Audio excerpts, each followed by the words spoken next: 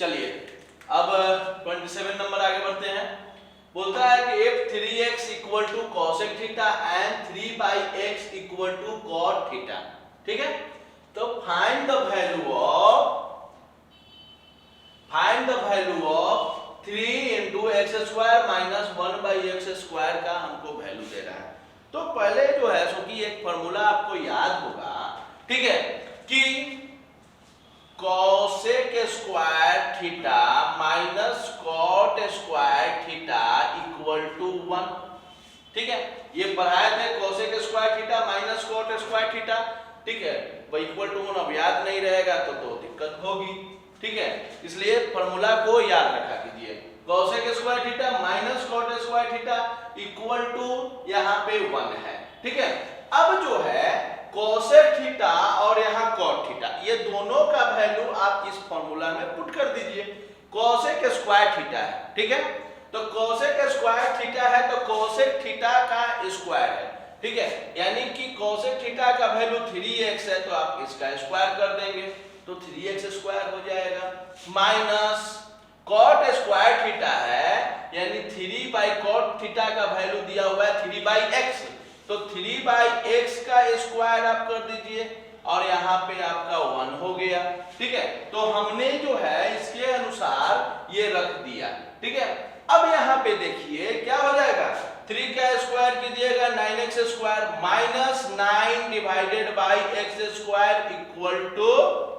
1, ठीक है। अब यहाँ पे देखिए इन दोनों पार्ट में कुछ कॉमन आ सकता है, तो हाँ कौन सा आ सकता है, तो 9 दोनों में है, ठीक है, तो 9 आप कॉमन निकाल लीजिए। तो 9 जैसे ही कॉमन निकालेंगे तो x square minus 9 sorry minus जो है यहाँ पे 1/x स्क्वायर इक्वल टू 1, ठीक है। अब यहाँ पे देखिए थोड़ा सा दिमाग लगाते हुए कि आपका जो है कुछ न कुछ जो है, देखिए कुछ जो है x square minus 1/x square का देखिए पार्ट तो आ रहा है जो हमको वैल्यू फाइंड आउट करने के लिए बोला है, उसका हमारा यहाँ पे कुछ ना कुछ तो पार्ट दिख रहा है ना, ठीक है। अब एक चीज है 3, तो देखिए आप जानते हैं 9 जो है वो 3 का मल्टीपल होता है, क्लियर है, तो 9 को आप 3 into 3 तो लिख सकते हैं आराम से, कोई दिक्कत नहीं इसमें, equal to x square minus 1/x square equal to 1 हो गया आपका, ठीक है। बस अब कुछ नहीं करना है, एक 3 को, क्योंकि क्वेश्चन में हमारा क्या कर रहा है कि एक 3 यहाँ पे है तो एक 3 हम रहने देंगे और एक 3 को लेके चले जाएंगे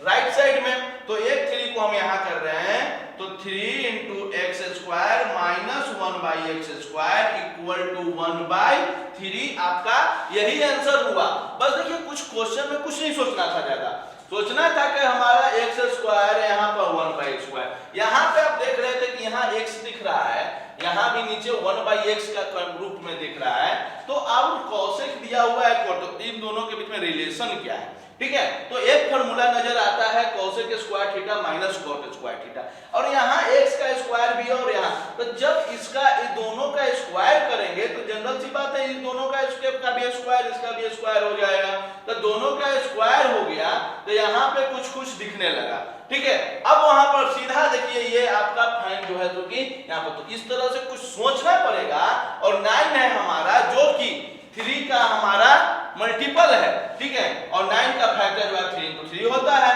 ठीक है। एक 3 को हम लेके दूसरे साइड चले गए तो हमारा सीधा जो क्वेश्चन पूछा था वो हमारा सामने आ गया, तो उसका वैल्यू 1/3 हो गया, ठीक है। एकदम आसान सा क्वेश्चन था, कुछ जो है सो की दिक्कत नहीं है। अब आगे देखिए, आगे देखेंगे नेक्स्ट।